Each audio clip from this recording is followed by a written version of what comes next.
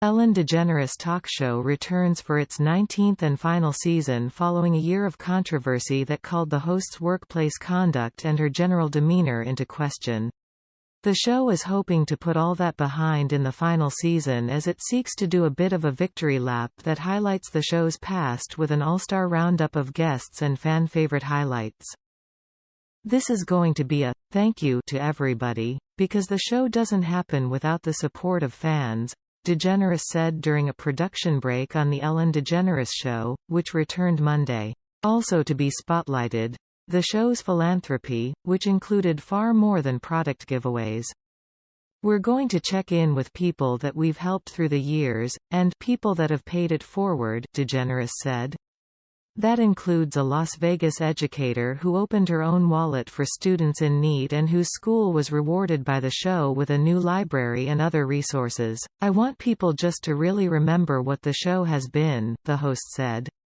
"It's been a happy place and it continues to be a happy place. And I hate that it would be remembered in any other way." That DeGeneres voices such concern over the legacy of her popular show should be surprising for the host comedian whose motto is "Be kind." But it's inevitable, given allegations last year that the show was produced in a toxic workplace. Ahead of the daytime talk show host's final bow, it may be worth taking a look back at the scandal that rocked the show ahead of the comedian's decision to end things. Things turned up to 11 in July of 2020. When BuzzFeed News came out with a report in which former and current staff members blew the whistle on an allegedly toxic work environment stemming from 3 producers who they claim created an environment based on bullying and fear of losing their job. A current employee told BuzzFeed News that on May 1, the same day the story about the former bodyguard was published, executive producers took the rare move of holding an all-staff meeting over Zoom to address the negative stories and low morale, the report said. 10 additional former employees of the long-running show spoke out anonymously to the outlet with additional nightmarish claims about what it's like working for DeGeneres and top producers. The ex-employees shared harrowing details of their day-to-day experiences working at Ellen, which included claims of racist remarks and directives from producers to not speak to DeGeneres should she be roaming the office off-air. Days after the BuzzFeed report came out, the public interest in Ellen's workplace and personal demeanor led to an internal investigation. Variety reported at the time that the Ellen DeGeneres Show was under investigation by parent company Warner Media.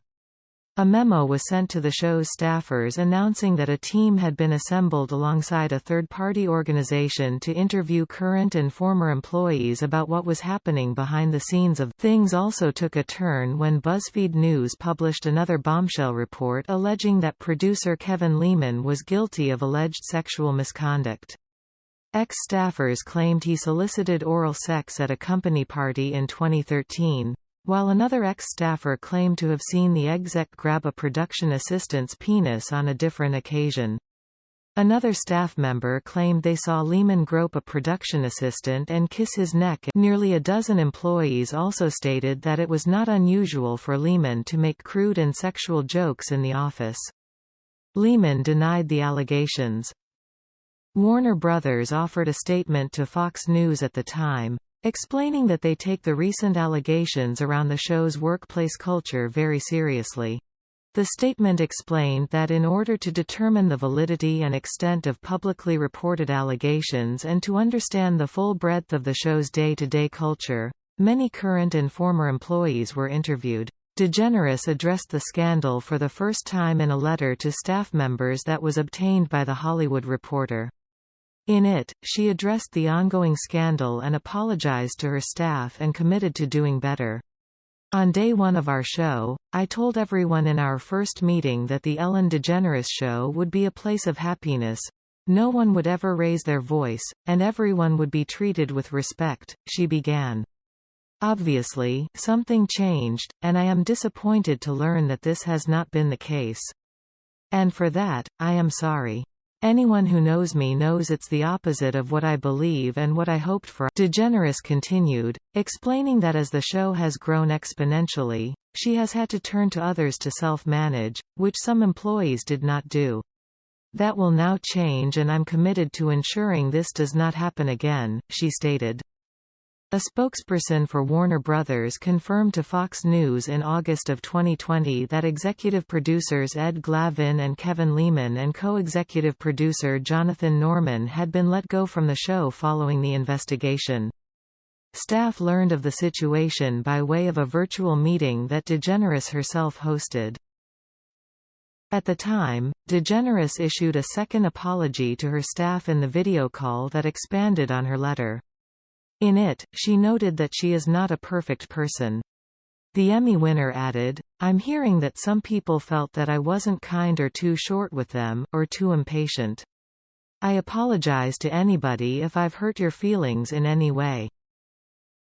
After handling the situation internally for so long, it was finally time for DeGeneres to address the situation with her fans. In the opening of season 18, which would end up being the show's second to last, DeGeneres dove in headfirst.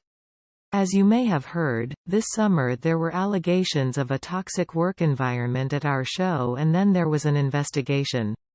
I learned that things happened here that never should have happened," she began. DeGeneres continued, "I take that very seriously and I want to say I am so sorry to the people who were affected. I know that I am in a position of privilege and power, and I realized that with that comes responsibility, and I take responsibility for what happens at my show. This is the Ellen DeGeneres Show. I am Ellen DeGeneres. My name is there, my name is there, my name is on underwear," the host joked. "We have had a lot of conversations over the last few weeks about the show, our workplace and what we want for the future.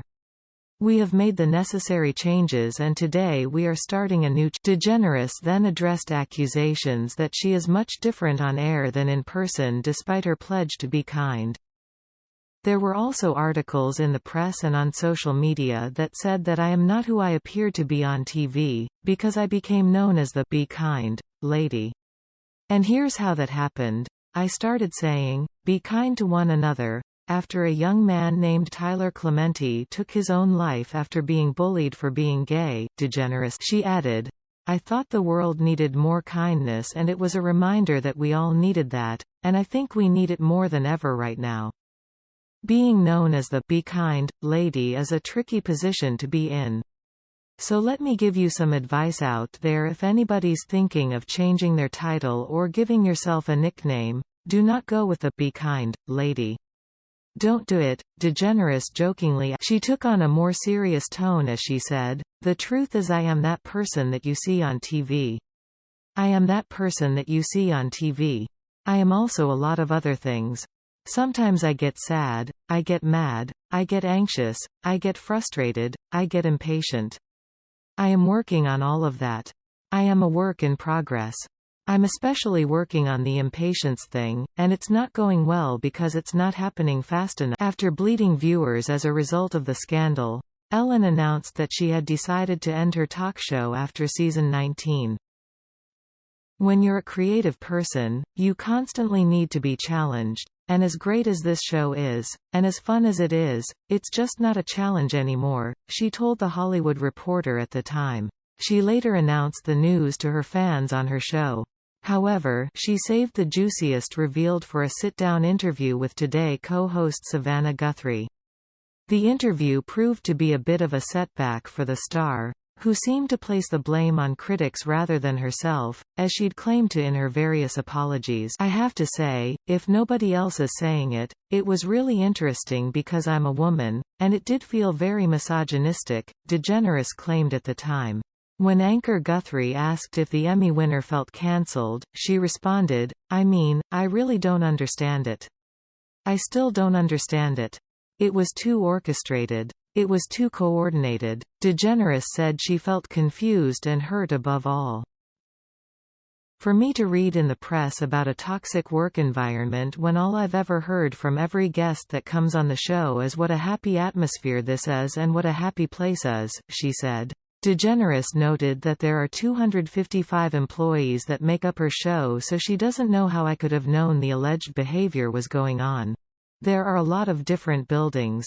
Unless I literally stayed here until the last person goes home at night, It is my name on the show, so clearly it affects me, and I might have to be the one to stand up and say, this can't be tolerated.